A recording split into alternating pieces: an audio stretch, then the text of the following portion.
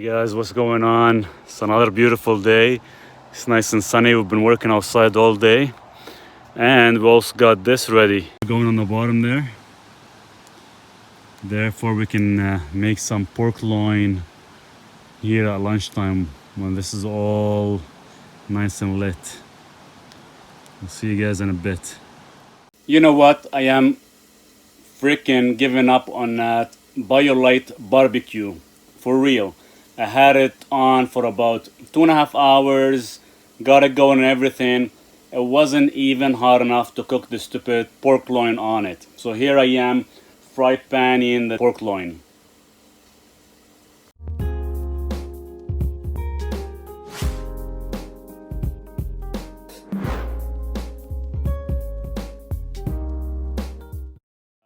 That said, if anybody has tried the BioLite and been successful with it, please do share below in the comments. Let me know. It's been a rough day. Been working all morning on top of the roof and picked up the trailer. Been actually working on that just because it does need some electrical system and new caps as well too. So we got all that fixed. Also, in addition, to show you what I have in my fridge, because I did get quite a bit of audience asking me. So here it is. It's quite empty. All I have is some duck eggs, some chicken eggs, some pork loin, pork tenderloin. We got some salmon here as well. We got some blue cheese. I got my omega-3 as well too. The only reason I take that because when you do eat pork, it is quite high in omega-6 and I try to balance it. Also, I have my white rice flour actually. This is how I make my rice pudding for Friday carb nights. And in the freezer, what do we have here? We got some more salmon. I got a little bit of organic cranberries. The only reason I have them just for acidity, to actually help digest. I still have some bananas. These are gonna actually be gone in the garbage just because I'm having a hard time digesting them. As you can see, I try to make it as basic as possible in my fridge. You know, fish and meat. You get some pork, eggs. Very, very simple. And it's the most effective way to actually be in a carnivore diet without kind of worrying what you have to eat as well too, right? And today what we're actually going to have for dinner after I'm done my training, it is a bit late, it's already about 7 p.m. We're actually going to have salmon, wild salmon. We are going to cook it just because it didn't look as fresh to me. So I don't want to take the chance and eat it raw. So let's talk about poop and constipation being on a carnivore diet. Now, first of all, in regards to constipation, the real question is when you are on a carnivore diet, are you really constipated or you're just having less transit time? Because what happens is when you are on a carnivore diet and if you're only eating like say meat and fish and pork and minor, some cheeses and eggs, so a lot of animal product, there's a lot less waste that's actually gonna be coming out. So technically waste is equivalent to poop. So if you don't go every single day to the washroom, it doesn't mean that you're constipated. It doesn't mean that you're bloated or anything like that. There's just not enough waste for it to come out. But let's just say you do feel the constipation, you do feel your lower belly there, it feels a little bit tight and hard, and it feels like you want to go to the bathroom, but it's not coming out. The best thing and the fastest thing to actually do is get some magnesium glycinate. Roughly, do not exceed no more than about 200 milligrams per dosage, and continue taking 200 milligrams every 3 to 4 hours till you hit your threshold levels. What I mean by threshold level is you'll end up experiencing like loose stool. So how does magnesium benefit? So the nice thing about magnesium glycinate, it does relax your bowels and it does relax your intestines as well too. Super beneficial for a lot of the audience out there, and it's almost about 80% of the population are actually deficient in magnesium.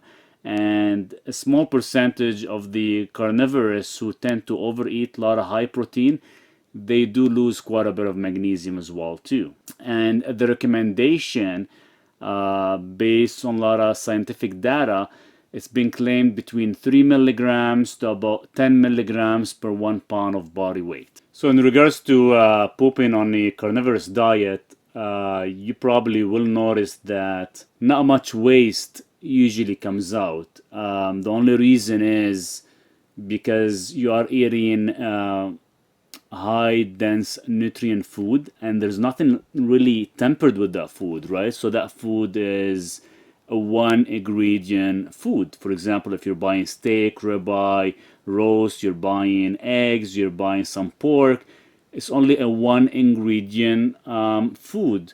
So there's nothing added to it. Technically, it's quite bioavailable for your body to recognize what it is, and it knows exactly what to do with it, and how to emulsify the fats, and how to actually pull all the good nutrients. So technically, zero goes to waste. So that's why you're gonna notice a lot of audience actually notice that they go to the washroom day in, day out, or every second or third day. For example, myself, I only go to the washroom every third day. And you've seen my food intake. I could eat a pound of fish, I could be eating 4 or 5 eggs, I could be eating a piece of cheese, and still there's zero waste coming out. Now, don't get me wrong, in the beginning stages, when you are transitioning over to carnivore, whether from the standard American diet, ketogenic, Paleolithic, or vegan, let's say, and you actually move on to a carnivorous diet, usually it does take at least a week to 2 weeks. It took me roughly about 2 weeks to feel comfortable. What I mean by comfortable is I would have a lot of diarrhea, some constipation. It wasn't consistent, and every time I go to the toilet, it's surprising because I don't know what to expect. And now, since I've been fully carnivorous for many years now, it's coming up to almost 3 years, the consistency is dead on and it's perfect. I go to the toilet every second or third day. It happens as soon as I wake up, and the amount that comes out is the volume that comes out. It's so tiny. And one of the amazing things that I tell this to everybody who actually becomes on a carnivore diet is, going back when I was on a ketogenic, for example, when I go to the toilet, after you're done, you have to wipe, right? I would use the whole freaking roll to actually wipe, and in your mind, it's like you're not clean. It's not clean enough yet, so you constantly keep doing it. And sometimes you use a second roll. You spend like 10-15 minutes after you've been to the toilet already, and you're still wiping. Now with the carnivore diet, you go in, not even 2-3 minutes, you're done. You try to wipe, and guess what? There's nothing coming out. It's like super clean. So obviously, this is a sign that the body's telling you, hey, keep feeding me that good nutrient-dense food, because there's nothing going to waste, and there's no foul smell. There's nothing that actually can interrupt other people going into the bathroom as well too. It's night and day. It is night and day. And the funny thing is, right now I still do the carb load, as you all know, every Fridays. And the funny thing is, right now when I compare the carb load compared to all the other 6 days when I'm strict carnivore, my poop is so clean, no issues or nothing. You have the carb day, the next day, which is usually a Saturday, like today, you go to the washroom and the volume is massive. Why? Because your body cannot really digest and pull any nutrients out of the the white rice I've had, the rice pudding, the carb load. So all that garbage you ate, yes, it does spike your insulin for a reason of muscle growth, but yet the exit, the transit time, the amount is massive. It's equivalent to almost like being a carnivore diet for like a whole month eating, and all comes out in one single evening.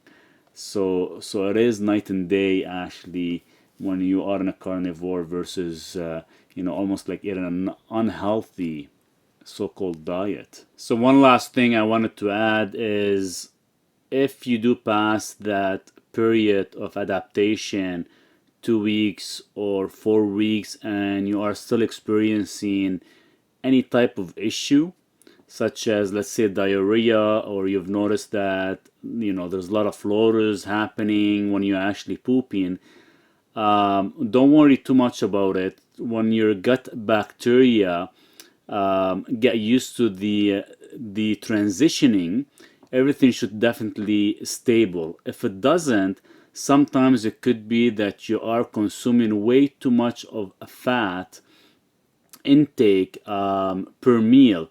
Because imagine this: you haven't consumed fat for so many years, and we've always been taught by doctors and others that fat is no good, so on and so forth. So we've always eliminated fats, and suddenly you introduce fats to your diet at a high amount. Suddenly your body doesn't know what to do with it. It's not suddenly it doesn't know what to do with it. It's more like your gallbladder hasn't been functioning for so many years, and suddenly you're actually just knocking on the door, requesting some bile to be produced. So therefore it will actually emulsify the fat into small droplets, and it transfers to your intestine, and that's where your pancreatic lipase will actually break down the fat. But since your body's not used to that procedure, it just flushes right out, and when you're pooping, you're gonna notice it's actually floating. So try to kind of be aware of that. Don't worry about it too much, but if you are actually experiencing any type of constipation, magnesium glycinate does help dramatically in this process. Thank you so much for watching, and I'll see you next time.